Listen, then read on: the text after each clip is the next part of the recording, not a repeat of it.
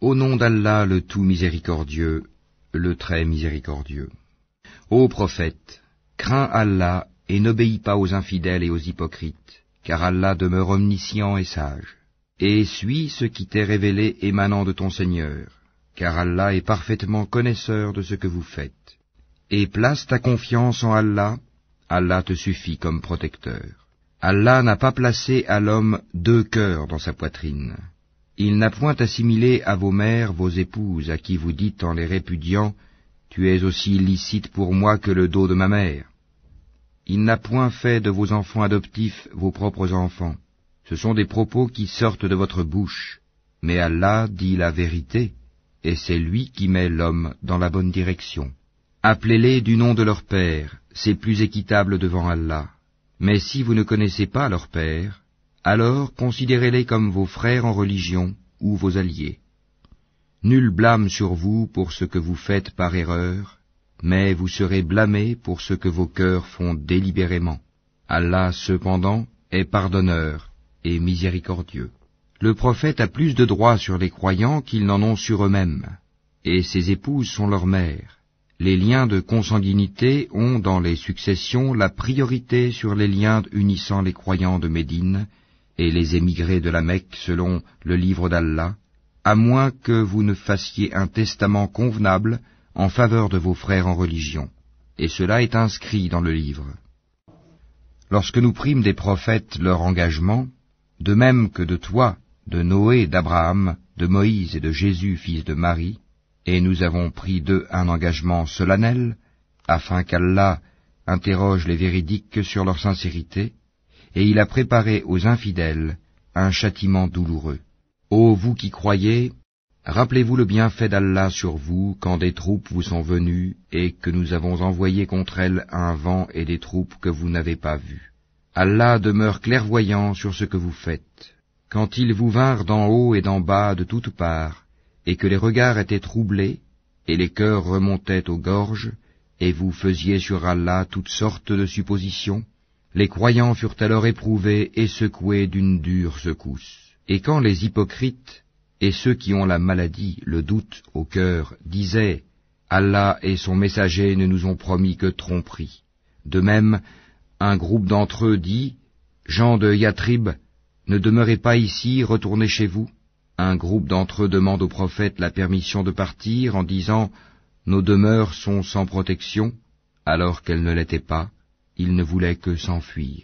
Et si une percée avait été faite sur eux par les flancs de la ville, et qu'ensuite on leur avait demandé de renier leur foi, ils auraient accepté, certes, et n'auraient guère tardé, tandis qu'auparavant ils avaient pris l'engagement envers Allah qu'ils ne tourneraient pas le dos.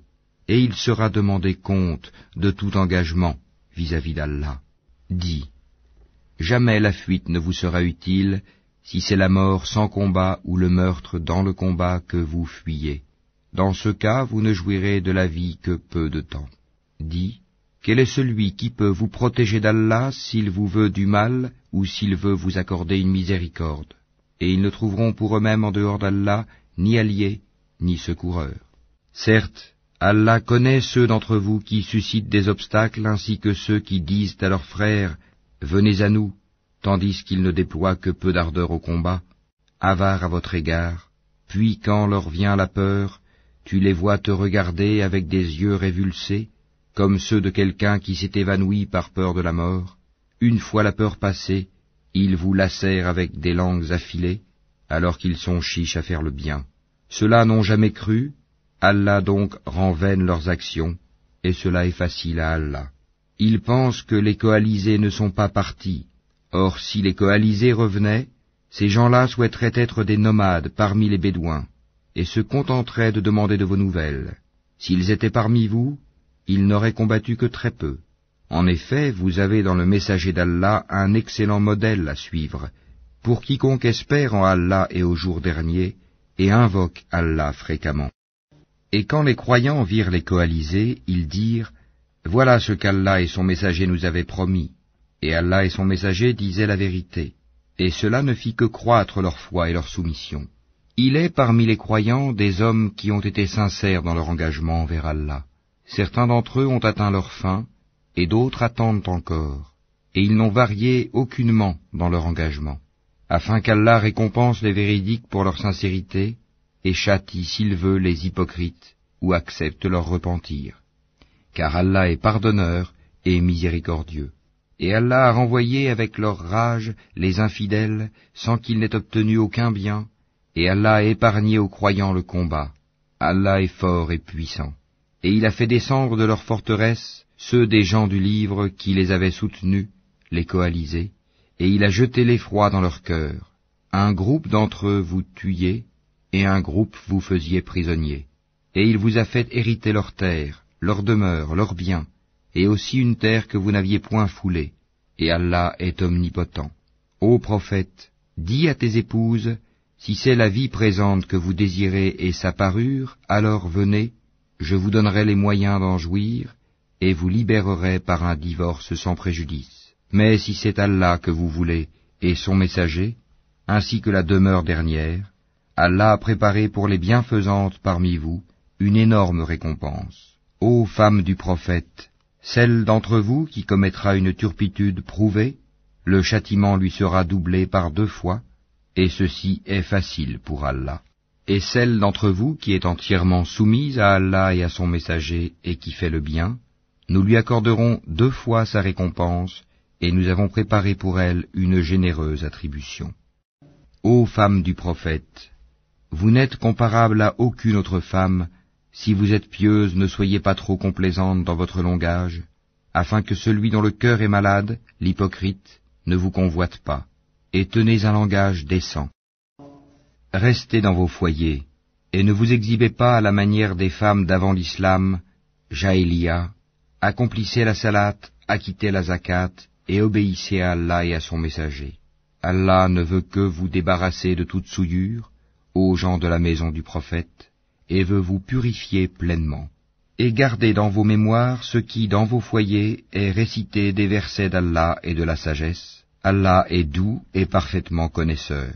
Les musulmans et musulmanes, croyants et croyantes, obéissants et obéissantes, loyaux et loyales, endurants et endurantes, craignants et craignantes, donneurs et donneuses d'aumônes, jeûnants et jeûnantes, gardiens de leur chasteté et gardiennes, invocateurs souvent d'Allah et invocatrices, Allah a préparé pour eux un pardon et une énorme récompense. Il n'appartient pas à un croyant ou à une croyante, une fois qu'Allah et son messager ont décidé d'une chose, d'avoir encore le choix dans leur façon d'agir. Et quiconque désobéit à Allah et à son messager, s'est égaré, certes, d'un égarement évident. Quand tu disais à celui qu'Allah avait comblé de bienfaits, tout comme toi-même l'avais comblé, garde pour toi ton épouse et crains Allah, et tu cachais en ton âme ce qu'Allah allait rendre public, tu craignais les gens et c'est Allah qui est plus digne de ta crainte. Puis quand Zayd eut cessé toute relation avec elle, nous te la fîmes épouser, afin qu'il n'y ait aucun empêchement pour les croyants d'épouser les femmes de leurs fils adoptifs, quand ceux-ci cessent toute relation avec elle. Le commandement d'Allah doit être exécuté.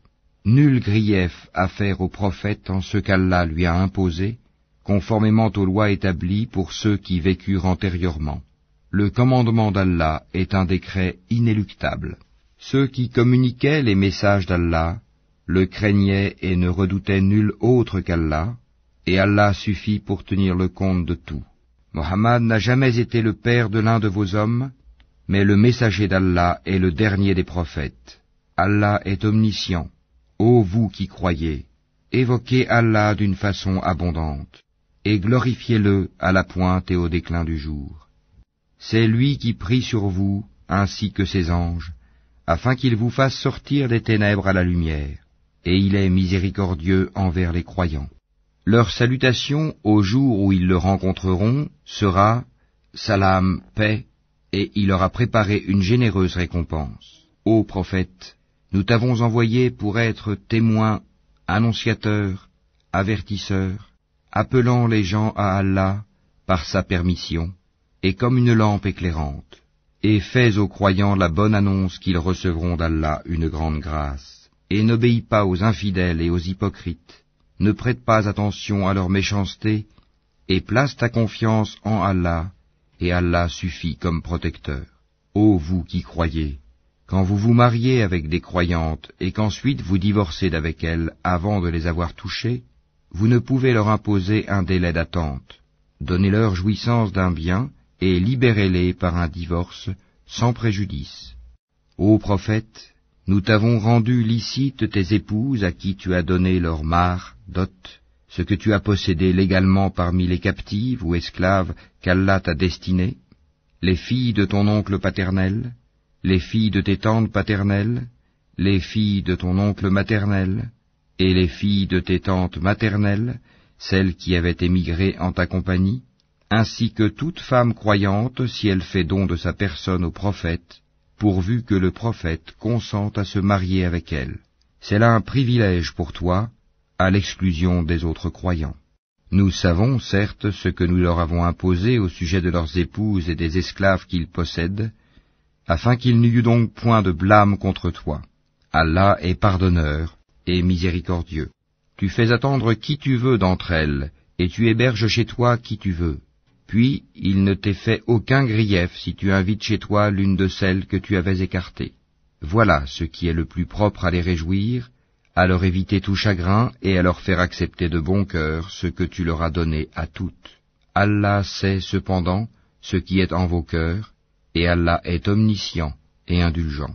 Il ne t'est plus permis désormais de prendre d'autres femmes, ni de changer d'épouse, même si leur beauté te plaît, à l'exception des esclaves que tu possèdes. Et Allah observe toutes choses. Ô vous qui croyez, n'entrez pas dans les demeures du prophète, à moins qu'invitation ne vous soit faite à un repas sans être là à attendre sa cuisson. Mais lorsqu'on vous appelle, alors entrez. Puis, quand vous aurez mangé, dispersez-vous sans chercher à vous rendre familiers pour causer. Cela faisait de la peine au prophète, mais il se gênait de vous congédier, alors qu'Allah ne se gêne pas de la vérité. Et si vous leur demandez à ces femmes quelque objet, demandez-le leur derrière un rideau. C'est plus pur pour vos cœurs et leurs cœurs. Vous ne devez pas faire de la peine aux messagers d'Allah, ni jamais vous marier avec ses épouses après lui.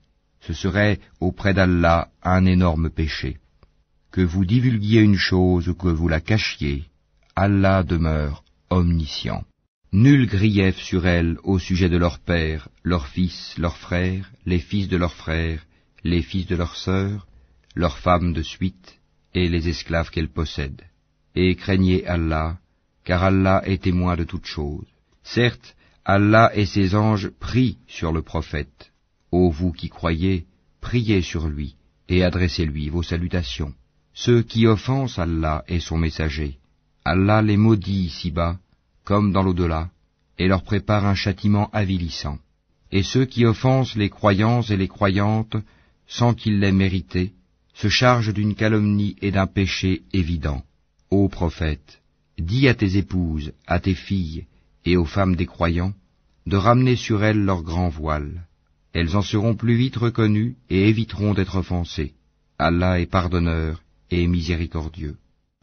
Certes, si les hypocrites, ceux qui ont la maladie au cœur, et les alarmistes, semeurs de troubles à Médine, ne cessent pas, nous t'inciterons contre eux, et alors ils n'y resteront que peu de temps en ton voisinage. Ce sont les maudits. Où qu'on les trouve, ils seront pris et tués impitoyablement. Telle était la loi établie par Allah envers ceux qui ont vécu auparavant, et tu ne trouveras pas de changement dans la loi d'Allah. Les gens t'interrogent au sujet de l'heure. Dis, sa connaissance est exclusive à Allah. Qu'en sais-tu? Il se peut que l'heure soit proche. Allah a maudit les infidèles et leur a préparé une fournaise, pour qu'ils y demeurent éternellement sans trouver ni alliés ni secoureurs. Le jour où leurs visages seront tournés et retournés dans le feu, ils diront, hélas pour nous, si seulement nous avions obéi à Allah et obéi aux messagers. Et ils dirent, Seigneur, nous avons obéi à nos chefs et à nos grands, c'est donc eux qui nous ont égarés du sentier. Ô notre Seigneur, inflige-leur 2 fois le châtiment et maudis-les d'une grande malédiction. Ô vous qui croyez, ne soyez pas comme ceux qui ont offensé Moïse. Allah l'a déclaré innocent de leurs accusations, car il était honorable auprès d'Allah. Ô vous qui croyez, craignez Allah et parlez avec droiture, afin qu'il améliore vos actions et vous pardonne vos péchés. Quiconque obéit à Allah et à son messager obtient certes une grande réussite. Nous avions proposé aux cieux, à la terre et aux montagnes la responsabilité de porter les charges de faire le bien et d'éviter le mal. Ils ont refusé de la porter, et en ont eu peur alors que l'homme s'en est chargé, car il est très injuste envers lui-même et très ignorant. Il en est ainsi, afin qu'Allah châtie les hypocrites, hommes et femmes, et les associateurs et les associatrices, et Allah accueille le repentir des croyants et des croyantes. Allah est pardonneur et miséricordieux.